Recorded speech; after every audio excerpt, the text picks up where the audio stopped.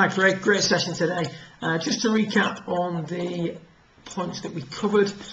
First of all, we spoke about improving this spine angle at address, getting you standing a little bit taller, as we see here with Tiger on the top right.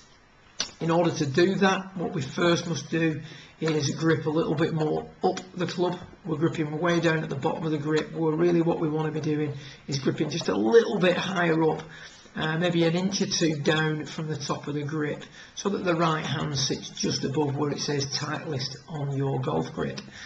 As a result, we can then get the shaft to sit a little bit more upright, again as we're seeing here with Tiger on the top right. So we want you gripping up the club a little bit more, getting a little bit closer to it, standing a little bit taller at address. From a swing point of view, we looked and we can see the club working along the ground, works very low to the ground on the way back, which is basically would work well with driver and longer clubs, but for finesse shots is not ideal. You can see that as the club works low to the ground, it also works on the inside, so we're going to get the club approaching the golf ball on a very shallow angle of attack. Shallow angle of attack is great for distance, but again not very good for finesse. We run the risk there of hitting thin shots, and we also run the risk of hitting the ground behind the ball a little bit.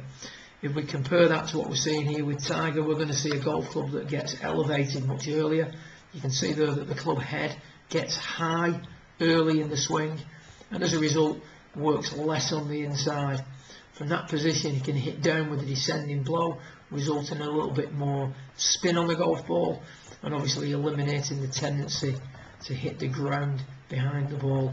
That's an action that's versatile. It's an action that you can use on any lie, in any situation. So we're going to try and get the club to work up a little bit quicker. And then the key thing then was to keep the speed of the swing consistent. If I run Tiger through at full speed for a few times, the pace of the swing's constant.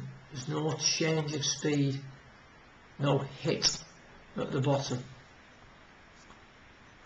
With yourself, the hit at the bottom or the change of pace normally results in the body action becoming compromised, and you can see there that the knee starts shooting out towards the ball, head pops up to have a look where the ball's gone, and again, all in all, not a terribly comfortable looking move through the golf ball. So if we take a little closer look at what we're like at the end of the session, we can see it set up, much improved position, nowhere near as much spine angle. We're gripping up the club a little bit more than we were at the start here. As a result, now we're trying to get the club working up a little bit earlier. We can see as the club goes back, comes up much higher in the backswing than it did on your original efforts, which means there's a little bit more involvement with the wrist, which is great for when you're trying to play finesse shots. From this much improved backswing position, we can see that we release the club nicely. The club comes in with a steeper angle of attack, more of a descending blow, resulting in improved trajectory. Still a little bit of body movement there as you come through, but that's to be expected after pitching the way you've pitched for such a long time. So as I say, if you can improve the overall setup position, grip up the club a little bit more, shaft sitting a little bit more vertically, and then the idea then is to take the club, get the club working up quicker during the backswing, and then work on the pace of your golf swing. Try and keep the pace of your swing as consistent as possible. So good luck with it. I've no doubt we'll see each other again soon, and hopefully it'll be a much improved short game that you've been experiencing. Good luck, well done.